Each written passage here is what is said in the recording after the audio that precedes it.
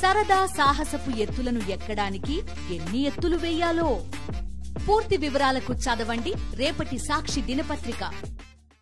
Vijayawada old Rajarajeshwari వరద బాధితుల పరిస్థితి దయనీయంగా మారింది. ఇంట్లో చిన్నారులకు పాల ప్యాకెట్ల కోసం ప్రాణాలకు తెగించి వరదలో ఈదుకుంటూ వస్తున్నారు. ఎక్కడ రోడ్డుపై పాలు, ఫుడ్ ప్యాకెట్లు పంపిణీ చేస్తే తమకెలా అందుతాయని ఆగ్రహం వ్యక్తం చేస్తున్నారు. సాయం చేసేందుకు స్వచ్ఛందంగా తరలివచ్చిన ఎన్జీఓలు యువకులకు బోట్లు ఏర్పాటు చేయాలని కోరినప్పటికీ అధికారుల నుంచి స్పందన కరువైంది. ఓల్డ్ రాజేశ్వరిపేటలో వరద పరిస్థితికి సంబంధించి మరింత సమాచారం మా ప్రతినిధి రాజు అందిస్తారు.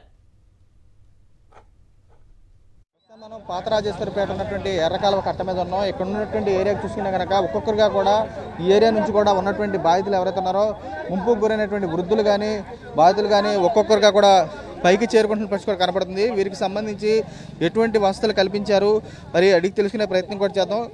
ఎలా ఉంది? సముద్రంలో ఉన్నట్టుంది. చుట్టూన్నా నీళ్లు, ఎవరు మా పక్కకి రావట్లేదు. నీళ్ళలో మునిగిపోయినావు. మేమిద్దరం ముసలాళ్ళు, మా అబ్బాయి తీసుకుపోతున్నాడు.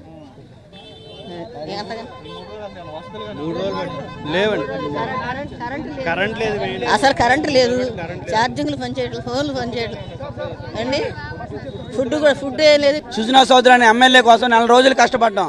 ఈ రోజు ఆయన 4 రోజుల నుంచి తిండి తిప్పలు, వాటర్, తాగడానికి నీళ్లు, పిల్లలకి అనారోగ్యంగా ఉన్న ఒక్కళ్ళ రాళ్ళ మనం పలకరించడానికి. నిన్న సిగ్నల్ వెళ్ళి మేము రోటరీ క్లబ్ తరపున చాలా ఫుడ్ పంచాం. కానీ మెయిన్ ఏంటంటే అక్కడ సరిగ్గా లేదండి, మెయింటైన్ చేయడానికి ఏదీ లేదండి. ఫుడ్ అంతా వేస్ట్ అయిపోతుంది.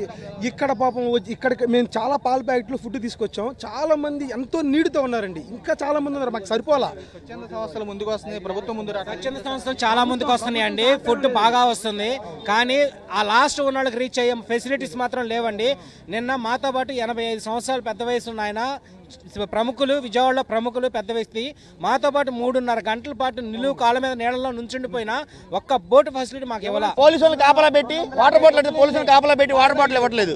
ఏమన్నంటే ఎన్డీఆర్ఎఫ్ పంచుతారండి. ఎన్డీఆర్ఎఫ్ ఎప్పుడు వచ్చారు? 2 రోజుల తర్వాత వచ్చారు. 2 రోజుల తర్వాత వచ్చారు. మామూలుగా రాత్రి 12:30కి 30 గజాల్లో వాటర్ పంచాం మేము.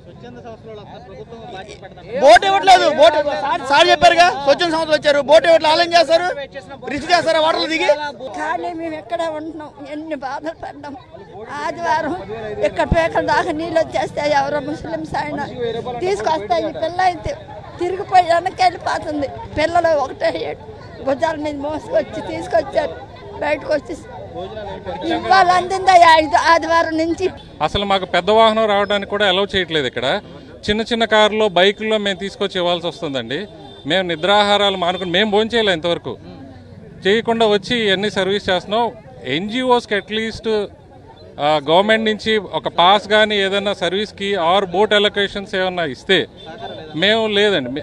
మాకు సహకారం ఉంటే ఇదివరకు ఏదైనా ఇష్యూ వస్తే కలెక్టర్ ఆఫీస్ నుంచి మాలాంటి ఎన్జిఓస్కి కాల్ వచ్చేది, మీరు మాకు పలానా దగ్గర సర్వీస్ కావాలని అడిగేవారండి. ఇప్పుడు ఎవరు అడిగేవాళ్ళేరు. వాలంటరీగా మేము వచ్చినా కానీ సర్వీస్ తీసుకోవడానికి సపోర్ట్ సిస్టమ్ కరువైంది. సపోర్ట్ సిస్టమ్ ఇస్తే మాలాంటి వాళ్ళు కొన్ని వేల మంది వస్తారండి. వాళ్ళ వరకే ఒక లైన్లో వాళ్ళ పార్టీకి సంబంధించిన మనుషులకి ఓన్లీ వాళ్ళకి విచ్చుకుంటున్నారు. పాలవైట్లు అన్నం కూడా అందట్లా, నీళ్లు అందట్లా, పాలు కూడా అందట్లా. పిల్లలు అల్లాడుతున్నారు లోన. వీరంతా కూడా ఒకటే స్పష్టం చేసి వస్తే కనపడింది. ప్రధానంగా చూస్తే కనుక ఎక్కడికి సంబంధించి కూడా ప్రధానంగా ఇక్కడ ఉన్నటువంటి ఏరియాలు ఏదైతే ముప్పుకు గురైనటువంటి ప్రాంతాల్లో పూర్తిగా సహాయ చర్యలు కానీ మరేపు నిత్యావసర వస్తువులు కానీ ఏమి అందట్లేదని వీరు కూడా స్పష్టం చేస్తాం. మరేపు మెయిన్ కీలకంగా చూసి ఎన్జిఓస్ సంబంధించినటువంటి సమస్యలు ఏవైతున్నాయో వారికి సంబంధించి స్వచ్ఛందంగా తాము చేసేందుకు, సేవ చేసేందుకు ముందుకు వస్తున్నా కానీ ప్రభుత్వం నుంచి సహకారం కరువైందని చెప్పి వారు కూడా స్పష్టం చేసి కూడా కనపడుతుంది. విజయ్ కుమార్ రాజు, సాక్షి, ఓల్డ్ రాజేశ్వరి.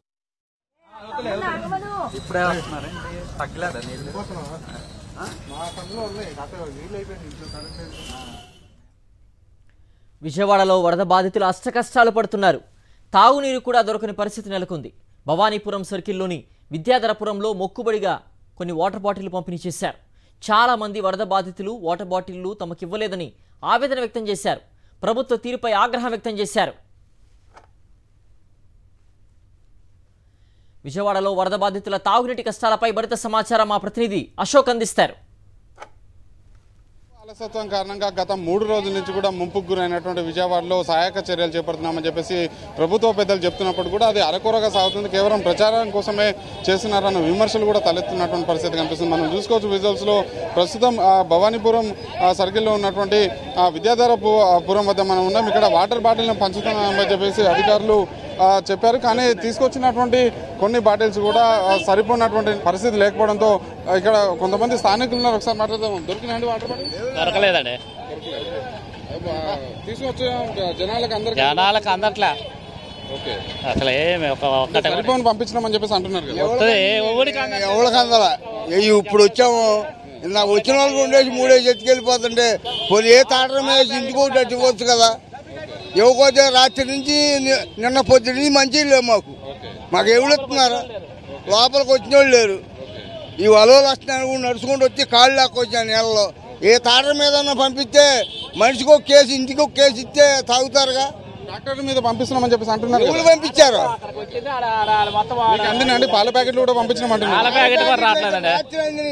ఒక ప్యాకెట్ కూడా రావట్లేదు. అసలు అనుకుంటా రావట్లేదు అన్న. సందులాల్లో కూడా రావట్లేదు. రోడ్డు మీద ఇచ్చేసుకుని వెళ్ళిపోతున్నారు. నీళ్ళలోకి రావట్లేదు. సందులాల్లోకి రావట్లేదు. ఓట్ల సాయంతో తీసుకొచ్చినామని చెప్పేసి అంటున్నారు. మా రోడ్డు మీద ఇసురుకుంటూ వెళ్ళిపోతున్నారు. ఇసిరేసుకుంటూ వెళ్ళిపోతున్నారు. మనుషులకి అందిస్తున్నారంటే పైన ముసలి వాళ్ళందరికీ ఉన్నారు, వాళ్ళకి ఇవ్వట్లా. మరి ఏం చేస్తాం? ఇంకా ఎట్లుందండి మీ దగ్గర పరిస్థితి? ఎట్లుందండి? నాకు ఇంట్లో కూడా వచ్చేసినాయండి నీళ్లు. 3 రోజుల నుంచి ఎవడో పట్టించుకోవట్లా. బోర్డు అడిగితే 200 రూపాయలు అడుగుతున్నాడు. బయటికి తేమంటే 200 రూపాయలు అడుగుతున్నాడు. ఉచితంగా అంటే వీళ్ళు డబ్బులు దొబ్బుతున్నారండి. మధ్యలో డబ్బులు తీసుకుంటే మిమ్మల్ని ఏం చేయమంటారు? మరి పాపంగా ఉంది. ఇది ఒక వ్యాపారం అయిపోయింది. బోర్డు తేమంటే మనిషికి 150 రూపాయలు 200 అన్నాడు. మనిషికి 200 150 రూపాయలు అన్నాడు. బయటికి నిండా మునిగిపోయినా మీ దగ్గర డబ్బులు ఎక్కడ ఉన్నాయి? మా దగ్గర డబ్బులు ఏమి లేదండి. బయటకు వస్తున్నాం. మేము బయటకు వచ్చాం. ఏముంటాయి డబ్బులు? 1 రోజులు అయింది మేము వాన వచ్చిన కాడి నుంచి బయటికి వెళ్ళాలి. ఇప్పుడే వెళ్తున్నాం బయటికి. పిల్లలకి అసలు నీళ్లు లేవు, ఏమీ లేవు. అధికారులు క్షేత్రస్థాయిలో పర్యటిస్తున్నారు. ఎవరు వచ్చి చూడలేదండి. ఇవన్నీ వచ్చి మాటలు. ఎవరు కనీసం వచ్చి పలకరించిన లేడు. ఒకరికి అందుతున్నాయి, ఒకరికి అందట్లేదండి. ఆహారం ఒకరికి అందుతుంది, ఒకరికి అందట్లా. పేల ప్యాకెట్లో ఏమి లేవు. మంచినీళ్ళు కనీసం మాకు మంచిలు తాగడానికి లేవు. అధికారులు ఫోటోలు తీసి ఫేస్బుక్ లలో వాట్సాప్ లలో పెడుతున్నారు. అవన్నీ చూస్తున్నారు కదండి. ఒకరికిద్దరికి ఇచ్చి పెడతారు. అందరికి మాకేం దొరకలేదు. మామూలుగా వచ్చాం. తీసుకోవచ్చు. వాటర్ బాటిల్స్ పాల ప్యాకెట్లు ఇస్తారేమో అని చెప్పేసి ఆశతోటి ఒక సంచి తీసుకొని వస్తే ఇందులో దొరకలేదని చెప్పేసి కూడా ఆవేదన వ్యక్తం చేస్తున్నటువంటి పరిస్థితి ఉంది.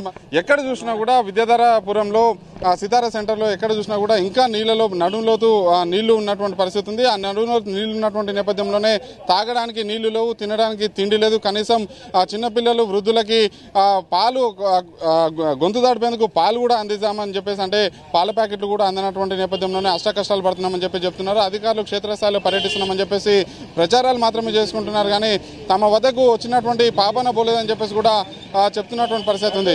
ఆహారంతో పాటు పాల ప్యాకెట్లు దూరం నుంచి విడిచి వదిలేస్తున్నారు తప్పిస్తే జనాల దగ్గరకు వచ్చి మాత్రం అందించట్లేదని చెప్పేసి కూడా స్థానికులు అయితే ఆందోళన వ్యక్తం చేస్తున్నారు, ఆవేదన వ్యక్తం చేస్తున్నటువంటి పరిస్థితి ఉంది. విజయవాడలో వరద ప్రభావిత ప్రాంతాల్లో ప్రైవేటు దందా నడుస్తోంది. వరద ప్రభావిత ప్రాంతాల నుంచి బయటకు వెళ్లేందుకు బాధితులు నానా కష్టాలు పడుతున్నారు. ప్రభుత్వం బోట్లు ఏర్పాటు చేయకపోవడంతో ప్రైవేట్ బోట్లను ఆశ్రయిస్తున్నారు బాధితులు. అయితే బోట్ ఎక్కాలంటే ప్రైవేట్ వ్యక్తులు 20,000 రూపాయల వరకు డిమాండ్ చేస్తున్నారని బాధితులు మండిపడుతున్నారు. విజయవాడలో వరద ప్రభావిత ప్రాంతాల్లో ప్రైవేటు దందా నడుస్తోంది. వరద ప్రభావిత ప్రాంతాల నుంచి బయటకు వెళ్లేందుకు బాధితులు నానా కష్టాలు పడుతున్నారు. ప్రభుత్వం బోట్లు ఏర్పాటు చేయకపోవడంతో ప్రైవేట్ బోట్లను ఆశ్రయిస్తున్నారు బాధితులు. అయితే బోట్ ఎక్కాలంటే ప్రైవేటు వ్యక్తులు 20,000 రూపాయల వరకు డిమాండ్ చేస్తున్నారని బాధితులు మండిపడుతున్నారు. మరింత సమాచారం మా ప్రతినిధి నరేష్ అందిస్తారు. సింగనగర్ ప్రాంతాల్లో పూర్తిగా కూడా వరద బాధితులు తీవ్ర ఇబ్బందులు ఎదుర్కొంటున్నారు. ప్రస్తుతం మనం విజయవాడలోని సింగనగర్ ప్రాంతంలో ఉన్నాము. అయితే ఎవరిని కూడా సింగనగర్ ప్రాంతం లోపలికి అలౌ చేయని పరిస్థితి, వాహనాలు ఏవి కూడా అలౌ చేయని పరిస్థితి.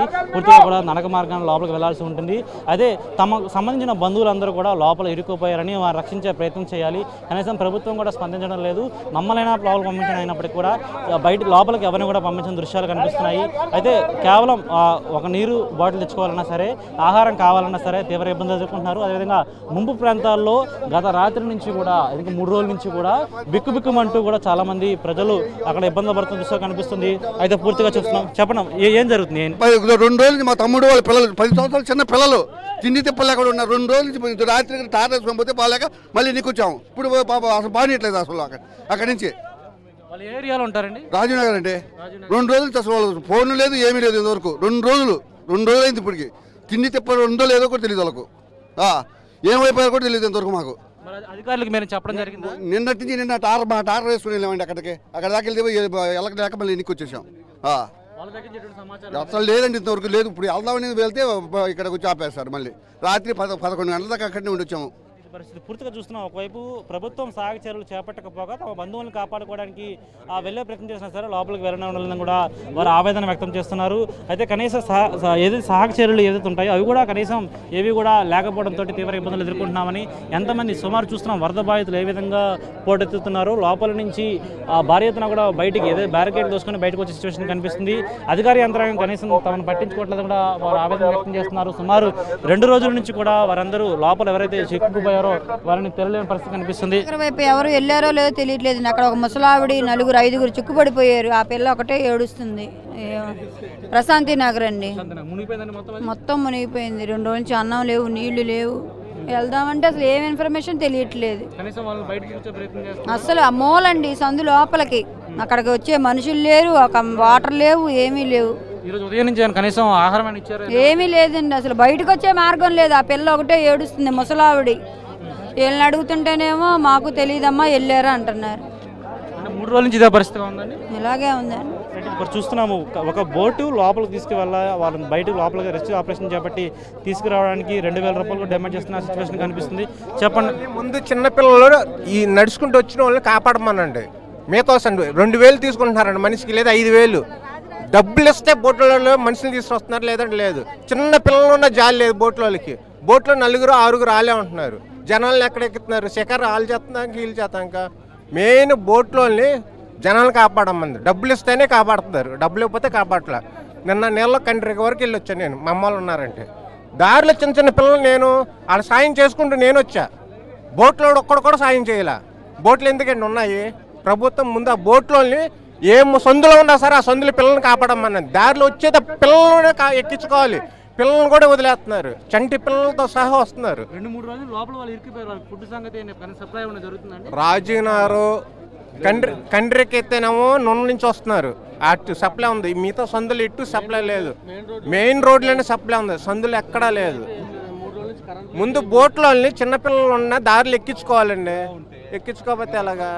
ఫుడ్ ప్యాకెట్లు కూడా ఇసిరేస్తున్నారండి. ఫుడ్ ప్యాకెట్లు కూడా ఇసిరేస్తున్నారు, పాల ప్యాకెట్లు ఇసిరేస్తున్నారు. సంబంధించి బోట్లకు సంబంధించి డబ్బులు డిమాండ్ చేస్తున్నారు చెప్తున్నారు. దీనికి సంబంధించి పూర్తిగా ఇప్పటి వరకు కూడా ఎందుకంటే దీనికి సంబంధించి అధికార యంత్రాంగం వైఫల్యం చెప్తున్నారు.